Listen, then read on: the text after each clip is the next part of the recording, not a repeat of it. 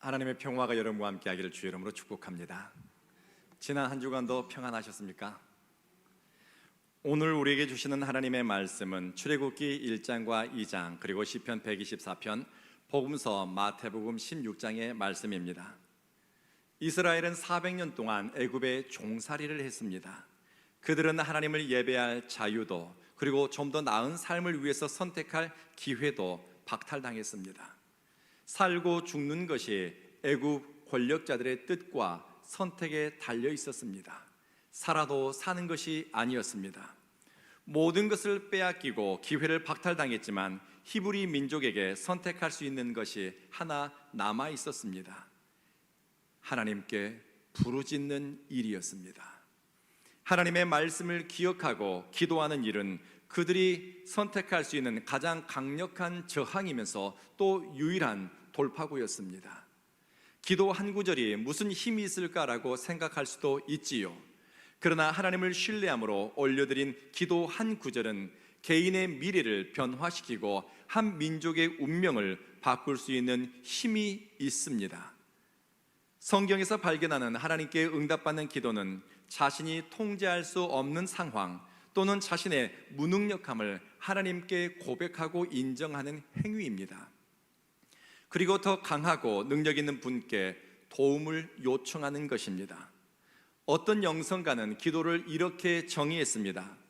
기도는 한결같은 삶의 태도이고 삶의 방식이다. 기도는 한결같은 삶의 태도이고 삶의 방식이라는 것입니다. 기도는 우리의 삶의 태도를 만듭니다. 의로운 삶을 위해서 기도하는 사람은 의로운 삶을 위해서 선택하게 됩니다. 그리고 선한 것으로 심고 사랑을 쫓아서 진리를 쫓아서 살아가기를 원하는 사람은 삶의 방식이 진리에서 난 삶의 방식을 선택하게 되기 때문입니다. 히브리 민족이 종살이 400년 동안 붙잡았던 것은 약속의 땅을 주신다고 하는 하나님의 말씀이었고, 그리고 그 말씀을 이루시는 하나님의 신실하심에 대한 신뢰였습니다. 하나님이 구원하실 것이라고 하는 소망으로 지옥 같은 현실을 그들은 버텨냈습니다. 그리고 애굽의 권력자 바로는 듣지 못했지만 하나님이 자신들의 고통당하는 현실을 보시고 또 응답하실 것이라고 믿고 부르짖고 외치고 또 간절히 그들은 기도했습니다. 기도가 그들의 태도가 된 것입니다. 그리고 부르짖는 것이 그들의 일상의 삶의 자세가 되었습니다. 삶의 방식이 된 것입니다. 하나님은 이렇게 말씀하셨습니다. 내 백성이 고통당하는 것을 보았고 내 백성이 부르짖는 것을 들었다. 하나님이 그들의 현실과 고통당하는 현실과 답답한 꽉 막힌 것 같은 기가 막힌 현실을 다 보셨고 그들의 피 끓는 기도를 들으셨다는 것입니다. 하나님의 시선에는 사각지대가 없습니다. 하나님이 듣지 못하는 소리가 없습니다. 심지어 여러분의 심중 가운데 하는 말과 여러분 생각 가운데 품었던 그 은밀한 것까지 주님은 살피고 계십니다. 그래서 하나님을 경외하는 사람은 내 입술의 모든 말과 마음의 묵상까지 살피시는 하나님을 두려워하는 마음으로 생각하는 것에도 규모가 있고, 그리고 말하는 것에도 절제가 있습니다. 아모스 선지자를 통해 주님이 말씀하셨습니다. 갈멜산 꼭대기에 숨을지라도 내가 거기에서 찾아낼 것이요, 내 눈을 피해 바다 밑에 가서 숨을지라도 내가 그곳에서 그들을 찾아내겠다. 이것은 하나님의 백성에게 하신 말씀이 아닙니다. 믿음이 있는 것 같으나 악을 행하고 하나님의 길에서 진리에서 벗어난 악인들에게 주시는 말씀입니다.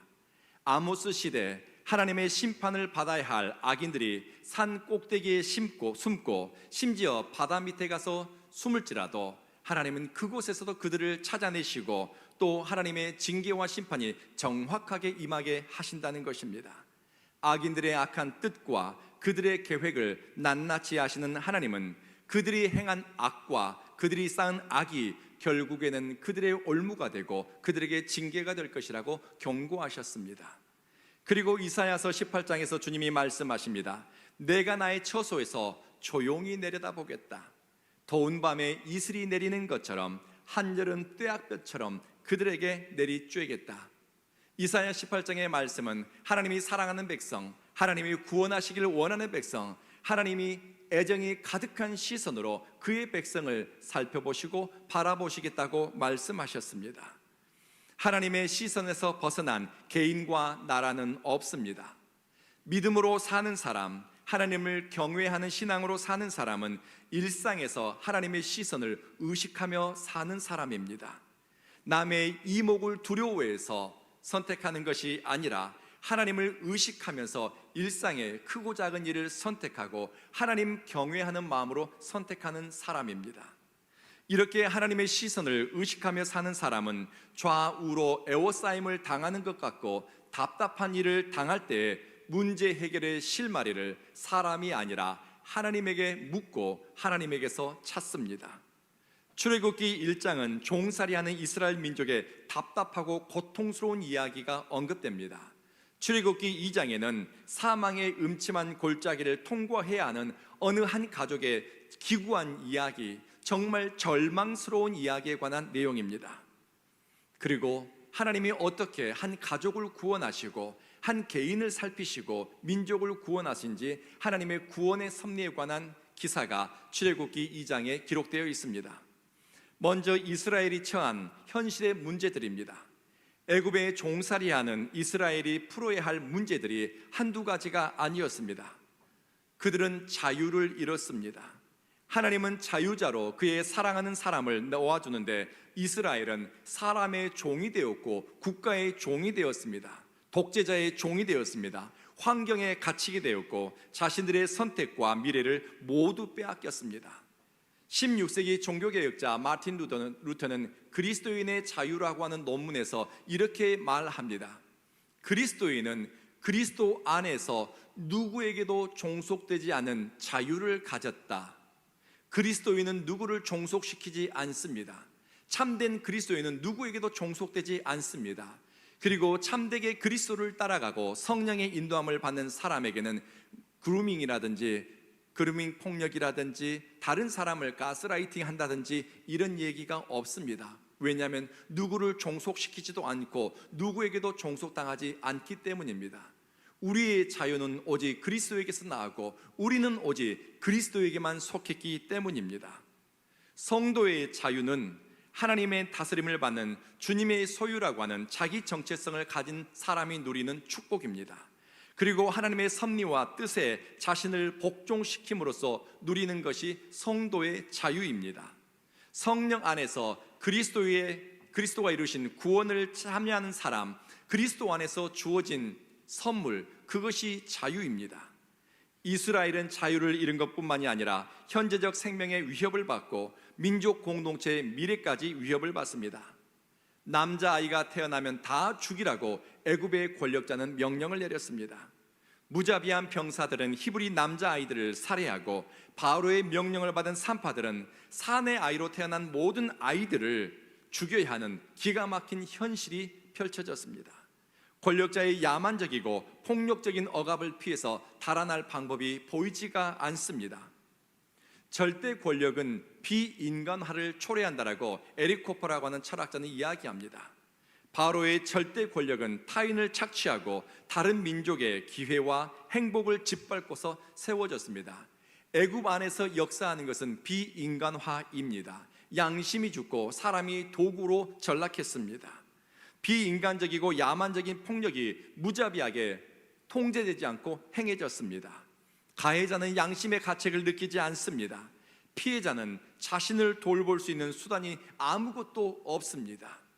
민족의 미래가 보이지 않고 현실의 고통이 압도적입니다. 그런데 이렇게 절망적인 상황에서도 자포자기하며 되는 대로 살기보다는 선택하며 살아가는 소수의 사람들이 있더라는 것입니다. 환경이 끄는 대로, 조건이 미는 대로, 되는 대로 사는 것이 아니라 그럼에도 불구하고 사람답게 선택하고 하나님 두려워하면서 선택하는 믿음의 사람들이 있더라는 것입니다. 힘을 가진 사람들이 아닙니다. 그들이 누구인가? 십보라와 부하라고 하는 산파 여인입니다. 이들은 바로의 명령을 받고 아이들을 다 죽이는 일에 순종하기보다는 아이들을 살리는 생명을 합니다. 죽이는 선택이 아니라 살리는 선택입니다. 아이를 죽이고 자신들이 기회를 얻는 것이 아니라 온갖 방법을 고안해서 아이들을 살려냈습니다. 이것 때문에 두 산파는 바로에게 불려가 문책을 당합니다. 출애굽기 21장에 생명은 생명으로 갚는다고 하는데요, 다른 사람의 생명을 살리기 위해서는 자기의 목숨과 자기의 기회를 거는 선택을 해야 할 때가 있습니다. 우리 예수님이 세상에 오신 것은 양으로 생명을 얻게 하고 더 풍성케 하기 위함이라고 말씀하셨습니다. 주님을 따르는 양무리를 풍성케 하기 위해서, 생명을 주기 위해서 우리 주님이 내놓으셨던 것은 무엇입니까? 주님의 생명입니다. 누군가의 생명을 살리고자 하고 누군가의 삶을 풍성케 하기 위해서는 내가 소중하게 여기는 것을 내어놓는 위태롭지만 위대한 선택을 해야 할 때가 있다는 것입니다.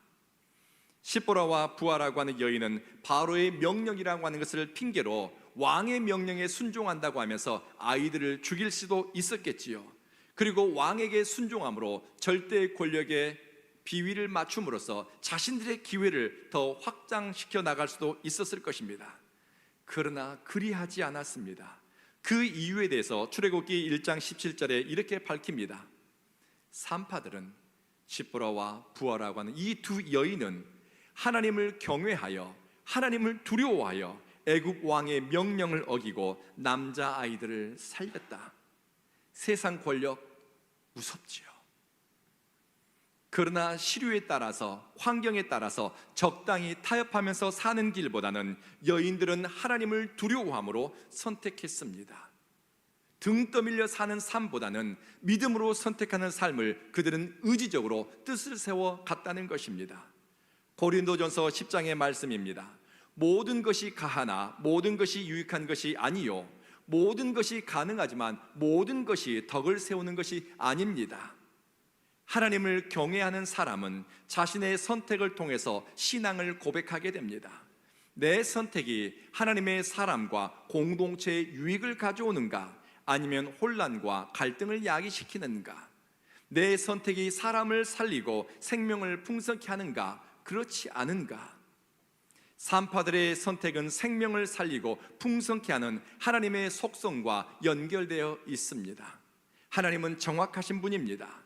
하나님의 마음과 연결되어서 하나님의 마음에 합한 선택을 하는 개인과 공동체와 그 가정에게 하나님은 말할 수 없는 은총을 베푸시는데, 오늘 출애굽기 1장 20절 하나님께서 두 산파에게 은혜를 베푸셨다라고 말씀합니다. 출애굽기에서 가장 먼저 은혜를 베풀고 하나님의 은혜를 경험한 사람은 모세가 아닙니다. 어쩌면 그 사회에서 보잘것없는 사회적 위치가 낮았던 산파라고 하는 직업을 가진 시보라와 부하라고 하는 두 여인이었습니다. 이 두 사람이 하나님의 은혜를 입게 되었고 그들의 삶은 강건해지며 그들의 후손에게까지 선하고 좋은 것으로 형통케 하고 흥왕하게 하는 것으로 하나님께서 복을 주셨습니다. 하나님은 은혜 베풀 자에게 은혜를 베풀고 긍휼히 여길 자에게 긍휼을 베푸시는 분이십니다.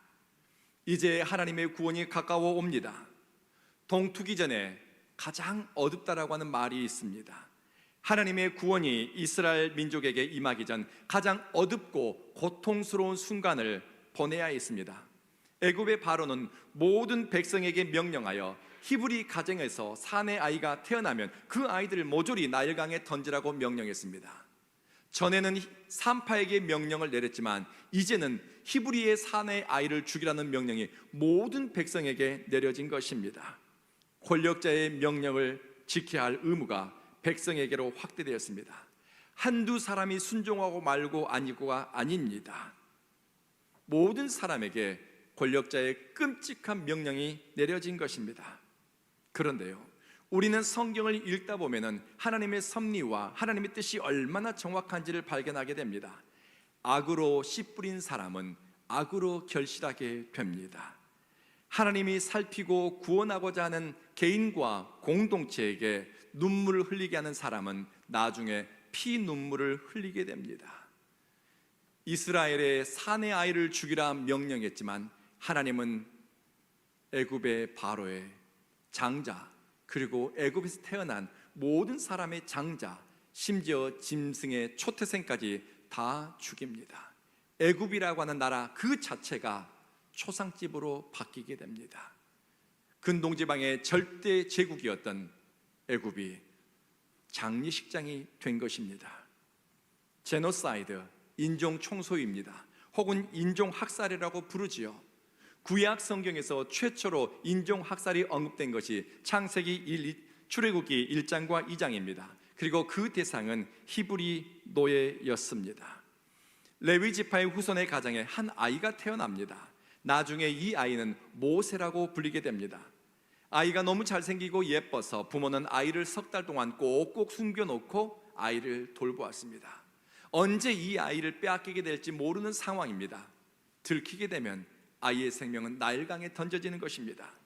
인간적인 힘으로 이 어린 생명을 보호하고 또 감싸기 위해서, 살리기 위해서 온갖 방법을 고안해냈지만 그 시간은 3개월에 불과했습니다. 우리에게 소중하고 꼭 지켜야 할 것들이 수고하고 애쓴다고 다 지켜지는 것이 아닙니다. 모세의 부모는 소중한 자식을 지키기 위해서 온갖 수를 다 고안했지만 그 기간은 3개월입니다. 지키고 싶고 살리고 싶은 소중한 것을 내 손으로 지켜지는 것이 아닙니다.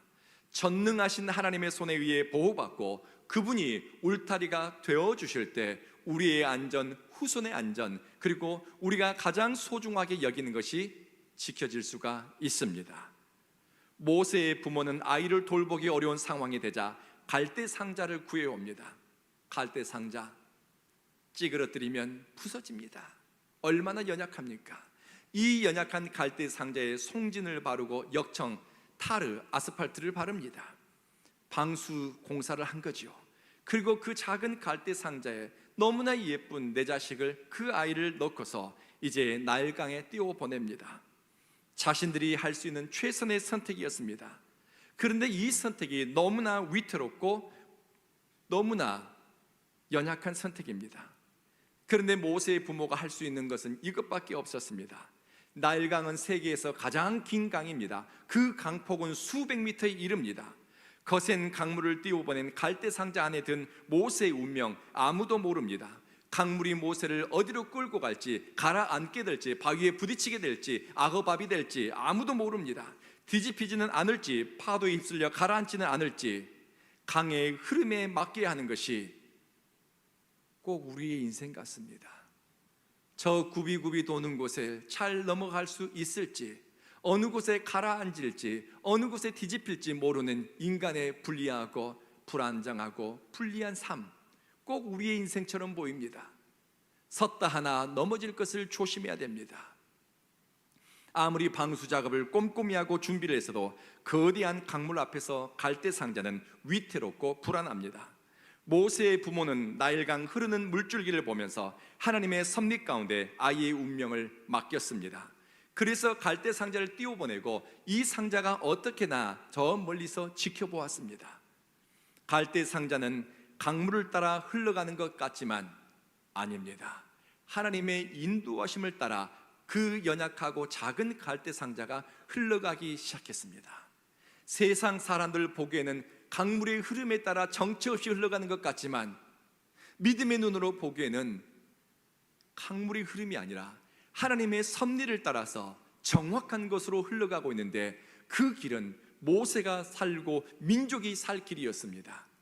나중에 갈대 상자에 든 모세는 바로의 공주에 의해서 발견되고 이제 바로의 궁전에서 모세의 생명은 보호받고 그곳에서 장성하게 됩니다. 모세의 어머니는 아기 모세를 나일강에 띄워보내므로 살 길이 끊어지는 것처럼 보였지만 그 선택이 민족을 살리고 모세를 살리는 계기가 됩니다. 고린도전서 1장의 말씀입니다. 십자가의 도가 멸망하는 사람들에게는 미련하게 보이지만 구원을 얻은 우리에게는 하나님의 능력이 됩니다.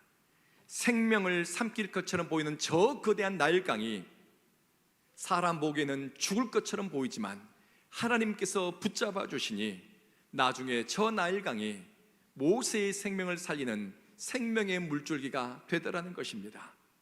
때로는 잡았던 것을 놓아야 하나님의 구원이 보일 때가 있습니다. 모세를 살리고 싶어서 침대 밑에 꼭꼭 숨기고 다락방에 꼭꼭 숨겨서 그 아이의 생명을 보호할 수 있는 것이 아니었습니다. 어쩌면 하나님의 섭리에 맡기며 나일강에 띄워보내는 이 선택이 하나님의 구원을 보게 합니다. 믿음은 꽉 붙잡고 용을 쓰며 움켜잡는 것이 믿음이 아닙니다.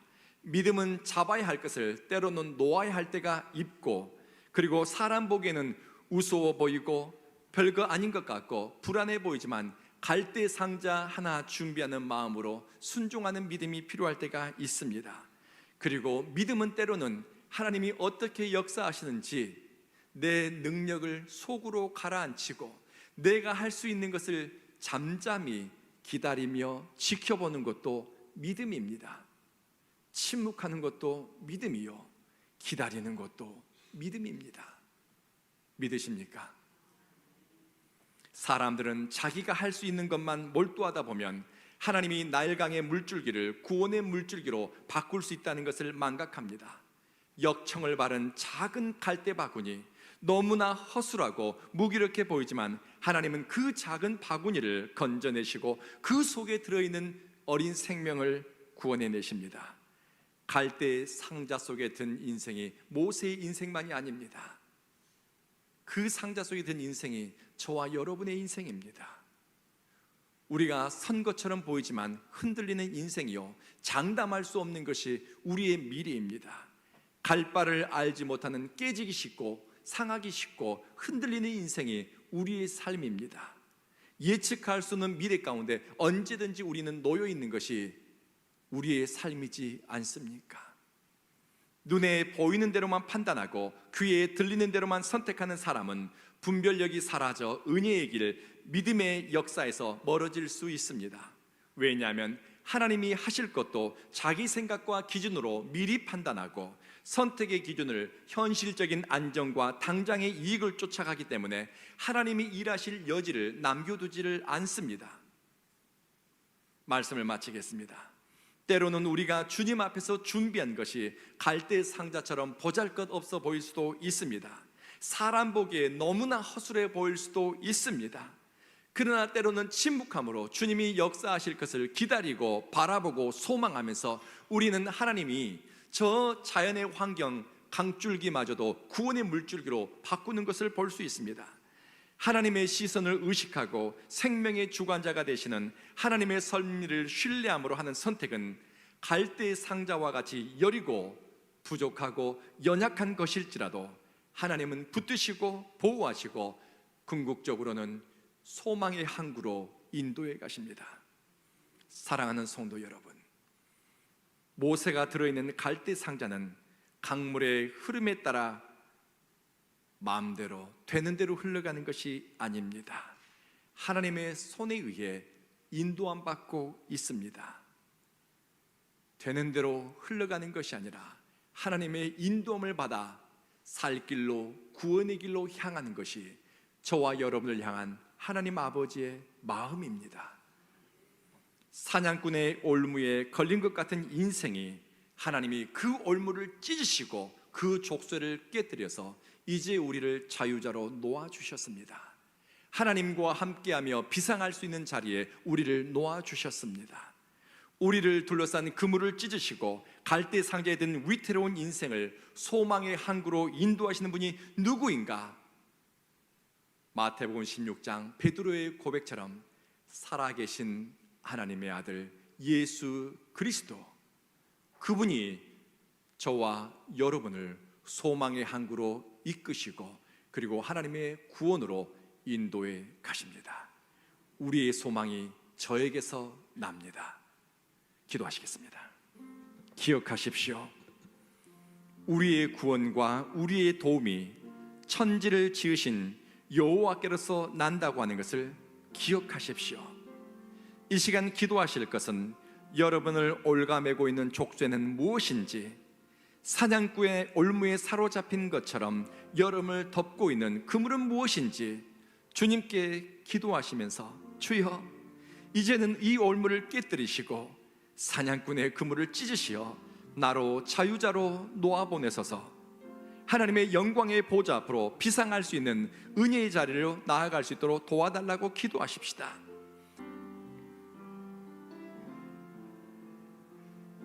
기도합니다. 구합니다. 아버지, 아버지요,